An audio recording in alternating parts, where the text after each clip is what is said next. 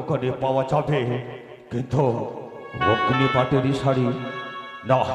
আমি যদি এখন বলি অগ্নিপাটের শাড়ি দিতে পারবো না, তবে বিবাহের সম্বন্ধ স্থির হবে না। না, আগে আমি বলে ফেলি, বলি ও বিহাই, হ্যাঁ, দেব, তবে একটি কথা রয়েছে। কি কথা রয়েছে? বলতে পারো বিহাই, সে অগ্নিপাটের শাড়ি কে পরবে? হ্যাঁ, আমার মা বেহুলা পড়বে। বাহ, অগ্নিপাটের শাড়ি পরবে মা বেহুলা, আর কাঁচা পাটের শাড়ি কে পরবে? কাঁচা পাটের শাড়ি পরবে আমার মেনকা।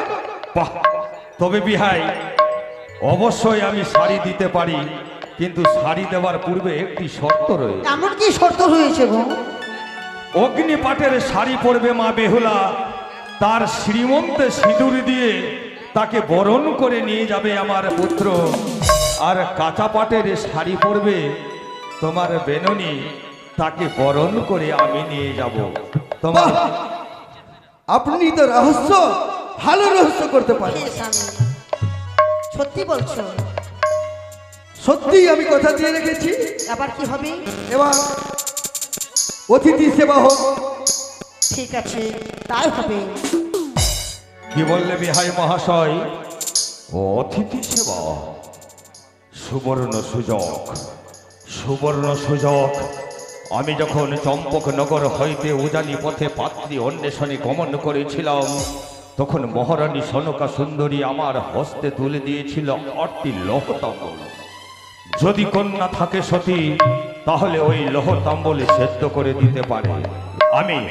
আমি এখন পরীক্ষা করে নেব যে সেই কন্যা সতী না অসতী। বেহাই মহাশয়, হ্যাঁ বিহাই মহাশয়, বসুন, আপনি অতিথি সেবা করুন।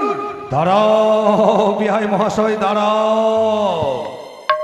আমি কোথাও যখন যাই, কোথাও গেলে অন্ন গ্রহণ করি না। এ কি বলছেন? হ্যাঁ বিহাই, বলছি স্বামী। তবে শোনো, বলো।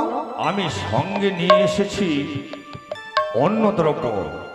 যদি তোমার উজানি নগরে সেই অন্নদ্রব্য কেউ সেদ্ধ করে দিতে পারে, তবে আমি আহার করতে পারি। সেটা কি অন্য দ্রব্য? বুঝতে পারছি না। আমি তো বুঝতে পারছি না গো। এই যে বিহাই মহাশয়, এটি হচ্ছে একটি পাত্র। এই পাত্রে রয়েছে 8টি লৌহতাম্বল। এ কি বলছেন? হ্যাঁ, এই